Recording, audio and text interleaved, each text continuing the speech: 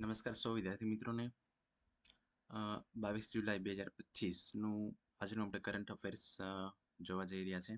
તો આજનું current affair નીચે મુજબ છે.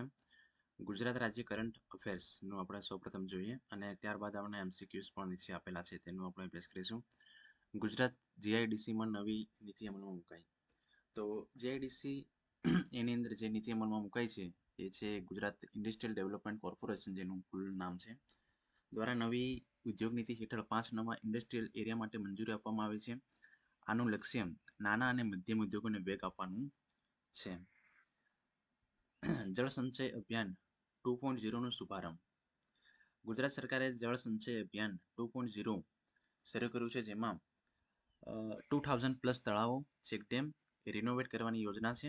મુખ્ય ઉદ્દેશ પાણીની જાળવણી કરવાનું છે. ગુજરાતના શિક્ષણ વિભાગે નવી ઓનલાઈન ટ્રાન્સફર પોલિસી જાહેર કરી. શિક્ષકો માટે વધુ પારદર્શક અને ડિજિટલ પ્રક્રિયા અમલમાં મુકાઈ છે. હવે રાષ્ટ્રીય કરંટ અફેર્સ વિશે જોઈએ તો ઇન્ડિયન સ્પેસ રિસર્ચ ઓર્ગેનાઇઝેશન, જેને આપણે ઇસરો તરીકે પણ ઓળખી શકાય છે, તો તેના દ્વારા ગગનયાન મિશન માટે ક્રૂ મોડ્યુલનું સફળ પરીક્ષણ થયું છે. ભારતના પ્રથમ માનવ મિશન માટે મહત્વપૂર્ણ પગથિયું એ ગણવામાં આવે છે. ભારતના નવા મુખ્ય ચૂંટણી કમિશનર તરીકે રાઘવેન્દ્ર તિવારીની નિમણૂક LW ત્રિપાઠીની જગ્યાએ નિયુક્તિ થઈ છે. તો આગળ આ ખૂબ જ મહત્વપૂર્ણ ટોપિક છે કે રાજેન્દ્ર તિવારીની નિમણૂક LWની ત્રિપાઠીની જગ્યાએ એની નિયુક્તિ થઈ છે. ભારત સરકાર દ્વારા AI ફોર ઇન્ડિયા પહેલનો પ્રારંભ કર્યો છે, જેની નવી પહેલ હેઠળ યુવાનોને કૃત્રિમ બુદ્ધિમત્તા AIના શિક્ષણ માટે ટૂલ્સ અને કોર્સી આપવામાં આવશે. હવે તેના પછી છે આંતરરાષ્ટ્રીય કરંટ અફેર. યુકેની ચૂંટણી લેબર પાર્ટીનો વિજય. કીર સ્ટારમરે બ્રિટનના નવા વડાપ્રધાન તરીકે શપથ લીધા છે. તો આ ખૂબ જ એક મહત્વપૂર્ણ છે કે કોને શપથ લીધા બ્રિટનના વડાપ્રધાન તરીકે. તો કીર સ્ટારમરે બ્રિટનના વડાપ્રધાન તરીકે શપથ લીધા છે.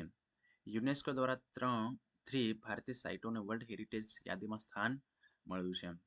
તો કઈ ભારતીય જે વર્લ્ડ હેરિટેજ યાદીની અંદર સ્થાન મળ્યું છે, કે તો આપણે જોઈએ કે તો તે છે હમ્પી, પછી છે મહી બેટકા, પછી છે તામિલનાડુના છોલ મંદિર. આ જે 3 છે એ ભારતીય જે સાઇટો છે તેને વર્લ્ડ હેરિટેજની અંદર યુનેસ્કો દ્વારા સ્થાન પામવામાં આવ્યું છે.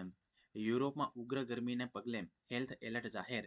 સ્પેન, ઇટલી, ફ્રાન્સ જેવા દેશોમાં તાપમાન 45°C સુધી પહોંચ્યું છે.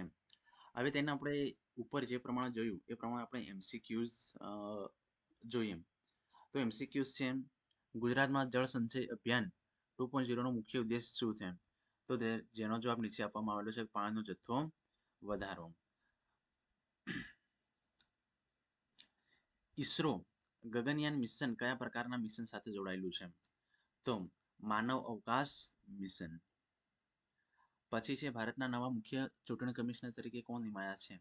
તો ભારતના ચૂંટણી કમિશનર તરીકે રાઘવેન્દ્ર તિવારી ચૂંટાયા છે.